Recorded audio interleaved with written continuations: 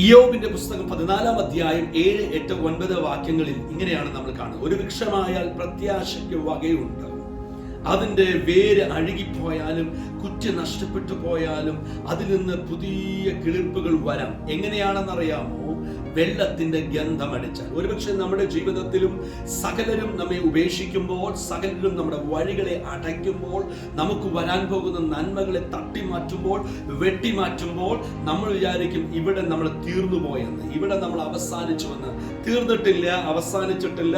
നമുക്ക് പ്രിയപ്പെട്ടവർ പോലും നമ്മുടെ വളർച്ചയിൽ അസൂയപ്പെട്ട വൃക്ഷത്തിന്റെ കൊമ്പുകൾ വെട്ടിമാറ്റുന്നത് പോലെ, പ്രതീക്ഷിക്കാൻ വകയില്ലാത്തതുപോലെ ചവിട്ടിത്താത്തുന്നത് പോലെ ഒരുപക്ഷെ നാം കടന്നു പോകേണ്ട അവസ്ഥകൾ കടന്നു വന്നേക്കാം. എന്നാൽ ഞാനൊരു കാര്യം പറയാം, വൃക്ഷത്തിന് പ്രത്യാശിക്കാൻ വകയുള്ളത് എങ്ങനെയെന്നറിയാമോ? വെള്ളത്തിന്റെ ഗന്ധമാണ്. അതിന് കുറ്റി നഷ്ടപ്പെട്ടു പോയാലും അതിന് വേര് അഴുകിപ്പോയാലും അതിനൊരു ഉറപ്പുണ്ട്, വെള്ളത്തിന്റെ ഗന്ധം അടിച്ചാൽ ഞാൻ കിളിർത്തു വരും. ദൈവ സാന്നിധ്യത്തിന്റെ ഗന്ധം നമ്മുടെ ജീവിതത്തിൽ അടിച്ചാൽ, ദൈവത്തിന്റെ വചനത്തിന്റെ ഗന്ധം നമ്മുടെ ജീവിതത്തിൽ അടിച്ചാൽ, ദൈവിക അഭിഷേകത്തിന്റെ ഗന്ധം നമ്മുടെ ജീവിതത്തിൽ അടിച്ചാൽ, ഞാൻ പറയാം, പ്രതീക്ഷിക്കാത്തടത്ത്, പ്രതീക്ഷിക്കപ്പെടാത്ത സാഹചര്യത്തിൽ ദൈവം നമ്മെ വളർത്തുവാനിടയായി തീരും.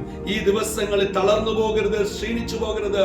ഒരു വൃക്ഷത്തിന് പ്രത്യാശയുണ്ടെങ്കിൽ നമുക്കും പ്രത്യാശിക്കാം, ക്രിസ്തുവിൽ മുന്നോട്ട് പോകാം. God bless you.